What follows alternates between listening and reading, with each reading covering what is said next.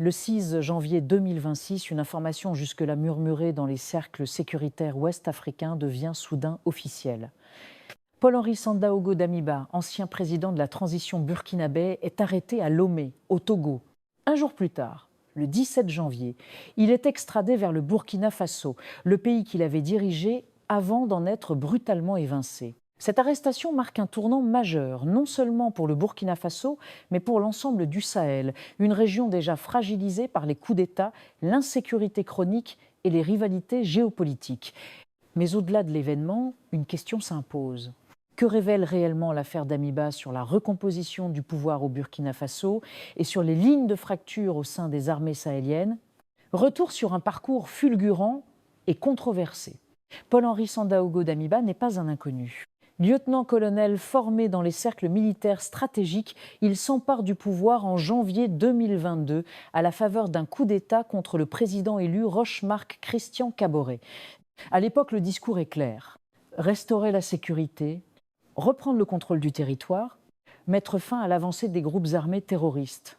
Damiba se présente alors comme un officier intellectuel, auteur d'ouvrages sur la lutte contre l'insurrection, promettant une approche méthodique et rationnelle.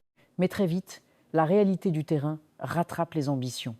L'insécurité persiste, les attaques continuent, la population doute, et surtout, au sein même de l'armée, les fractures se creusent. Septembre 2022, la chute. 9 mois après son arrivée au pouvoir, Damiba est à son tour renversé. Le capitaine Ibrahim Traoré prend la tête du pays, soutenu par une frange de l'armée plus jeune, plus radicale et portée par un discours de rupture totale. Damiba s'exile alors à Lomé, au Togo, en octobre 2022. Un exil discret, mais surveillé. Officiellement, il se tient à l'écart de la politique. Officieusement, selon les autorités burkinabées, il n'aurait jamais cessé d'agir dans l'ombre. Des accusations lourdes et explosives, les charges retenues contre Paul-Henri Sandaogo Damiba, sont parmi les plus graves jamais formulées contre un ancien chef d'État burkinabé. Les autorités de Ouagadougou l'accusent notamment d'être le cerveau de plusieurs tentatives de coup d'État, d'avoir orchestré un complot majeur déjoué le 3 janvier 2026, d'avoir planifié des assassinats ciblés, y compris contre le capitaine Ibrahim Traoré, d'avoir bénéficié de financements extérieurs, notamment depuis la Côte d'Ivoire, et d'être impliqué dans des affaires de détournement de fonds publics, corruption, enrichissement illicite et blanchiment d'argent. À cela s'ajoutent des accusations encore plus sensibles. Intelligence avec des puissances étrangères et liens présumés avec des groupes terroristes. Des accusations qui expliquent sa radiation officielle de l'armée burkinabé en 2024. Une extradition juridiquement encadrée. Contrairement à certaines extraditions expéditives observées dans la région, le dossier Damiba suit un processus judiciaire formel. La demande burkinabé est transmise au Togo le 12 janvier 2026. Elle est examinée par la Chambre d'instruction de Lomé lors d'une audience publique. Les autorités togolaises confirment avoir agi, conformément à leurs droits internes et aux accords régionaux de coopération judiciaire. Un point crucial mérite d'être souligné.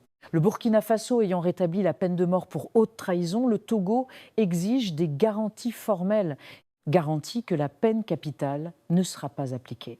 Garantie d'un procès équitable. Ces garanties sont obtenues. L'extradition est donc validée. Un silence lourd de sens. Depuis son arrestation, Damiba n'a fait aucune déclaration publique. Un silence qui intrigue autant qu'il inquiète. Est-ce une stratégie juridique ? Une volonté de se présenter comme victime d'un règlement de compte politique ou le signe d'un dossier accablant?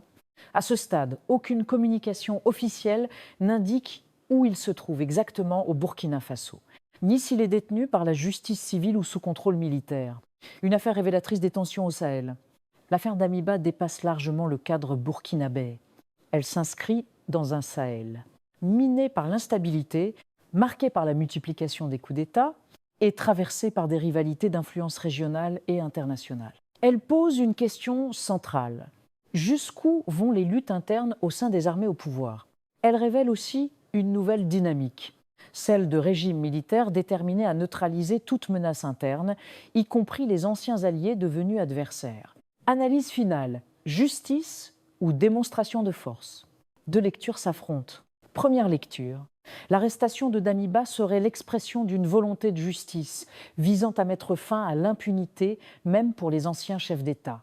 Seconde lecture. Elle serait un signal politique fort adressé à tous ceux qui envisageraient de défier le pouvoir en place. Dans les deux cas, le message est clair. Le temps des transitions floues et des exils confortables pourrait toucher à sa fin. L'affaire Paul-Henri Sandaogo Damiba n'est pas seulement celle d'un homme tombé en disgrâce. C'est le miroir d'un Burkina Faso en recomposition, d'un Sahel sous tension et d'une région où le pouvoir se conquiert, se perd et désormais se paie devant la justice.